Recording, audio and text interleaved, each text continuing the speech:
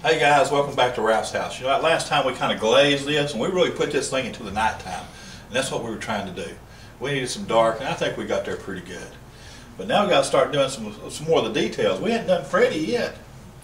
Freddy's a frog. Them frogs are usually green. I put some sap green out here. I'm going to pick up a little bit of that and just kind of real dry brush, roll it in there. We got to get Freddy up here on this canvas. He's feeling kind of undressed there without no paint on. We just need to get him up here. He's pretty simple. We just need a good frog color.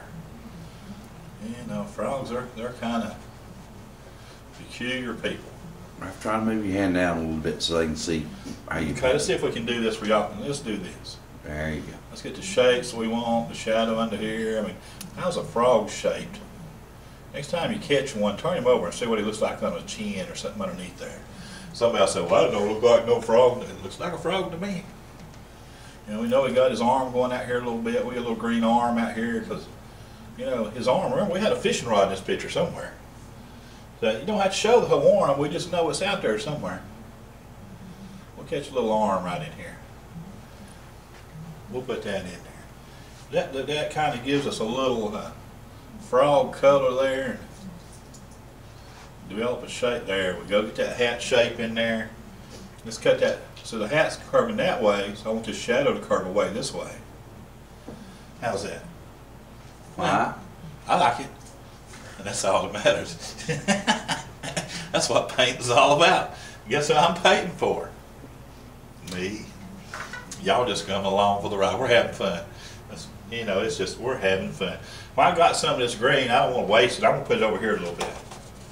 Just cut some green in here. We might come back and use it for something later. You know, y'all, colors, the more colors you get in a picture, the better off you're going to be. And if you ever seen the Tennessee River, it's got a lot of green in it. We don't want to waste none of that, so we're going to cut some green coming down the river here. Just blend it in. Just work it in here. But painting is adding paint on top of paint on top of paint. Okay, we got that cut in pretty good. We need a few highlights. So I'm going to grab some of this yellow ochre here. So we got to catch the top of that hat. Let's kind of get it defined a little bit. Just right like that. Don't want too much, it's nighttime. But like the light's just kind of hitting in a place up there. I drive my cameraman crazy the way I paint, you know. Let's get this where it's rolling across his shoulder here. Want to keep that light just right there on top. I'll put just a touch of white in with that. Maybe a little bit more than that. Oh, let me hold that up for y'all to see it. Just a little bit of yellow ochre. Want a few highlights. Touch that white in there. Get right up on that shoulder where that, right up there. Get a little bit right up here. There we go. You know, that boat's not really blue. We'll get some of that. Well, that color needs to be a boat color. There we go. That looks better to me. Up here, I lost part of my transom. I'll catch that back. But you know, that's not a bad rope color. So we kind of moved our rope a little bit. We'll try to catch it back, especially going down here in the water. It's under the water. There we go. Let's get a little bit of rope down in there and pick up a little bit more of that yellow ochre. Remember, we had that block tied to our rope.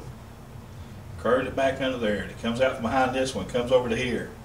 So we're just going to pick up our color, then carry it back in there. Let that just disappear. See how it kind of disappears back under that block. And that's what we're trying to do. You just let that kind of carry off into the. Now we're not worried about cutting them little designs in it yet. But you know, Freddy, when he ties his anchor on, he does it with a bow tie.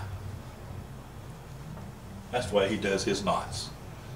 That way he can pull a string and it just comes loose. Sometimes them blocks get stuck. That's why there's so many cinder blocks on the bottom of the Tennessee River. Had to do something with them. You know, had to put them somewhere. But so we're just kind of touching this thing up a little bit. I want that strong light back over here. I like that boat showing up a little bit. There we go. Don't want to lose the edges of my boat. Get a little more white in here. Give me a good strong bright right there. Let's get this back corner of that boat a little bit.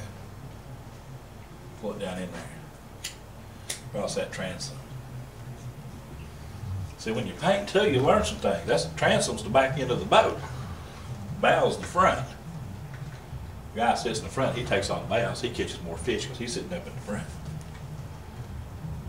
Next time you go fishing, put Daddy in the back. You sit up in the front, you catch more fish. If you can get Daddy to go to the back of the boat. I'll tell you what, we about lost our little bobber over there with all this commotion. I'm going to get some light on that body. I don't want just pure white, but I'm going to use some of this color here. Add some white into that yellow ochre I had. Let's catch a little bit of highlight on this bobber right here. You got to have our bobber in the water. There we go. And the bottom part of it is kind of a red. And I got too much paint on here. I'm going to leave the bottom part in the water. I'm going to grab a small brush here. I'm going to take this burnt sienna. And let's get a little bit of red in here for the bottom of that bobber. That's down under, that's sitting down in the water, so don't need a whole lot, but I want enough to really make it look like a bobber. How's that? It's not a bad little color. I don't mind that at all. I'm going to grab some of that burnt sienna and see if we can figure a way to get some of it in here somewhere. Just add some color to some things. Kind of blend it in a little bit. Lose that hard edge right there. There we go. You know, a lot of times, and it ain't uncommon, he'll be drifting down the river. He might see a little fire over here on the bank. There'd be some Cherokee Indians sitting over there. You know what they do at night? They sit over there and they cook their little rabbits or little squirrels and they make arrowheads. They kind of flint stone, and you can still walk down that Tennessee River today and you find arrowheads laying all over the place. Must have been a lot of Indians back there. I'm going to grab some burnt umber to get some shadow color in here. So we just do that rope on there, but where it loops under here, we've got to have some shadow. So we just kind of tone that down a little bit like that. Just cut that in there. And I hope I'm not blocking this where y'all can't see. And we got our bows in there. Let's get the center of that bow in there. That'll help it stand out just a little bit. Get that bow tie effect. Remember that rope? Just kind of make it look like a rope. Just put some diagonals in it. Just cut them in there, see. We're going to try to make that thing look a little bit like a rope. Do it back here, just kind of chop your rope. There we go. And I'm going to carry that on up here a little bit. Need that rope coming back up over that bow of that boat. And part up there is going to be pretty light. And cut my rope lights in there, see.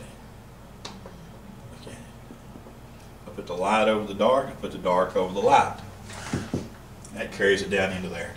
We're going to cut a couple more live animation things here in a minute. Y'all come back. Y'all come.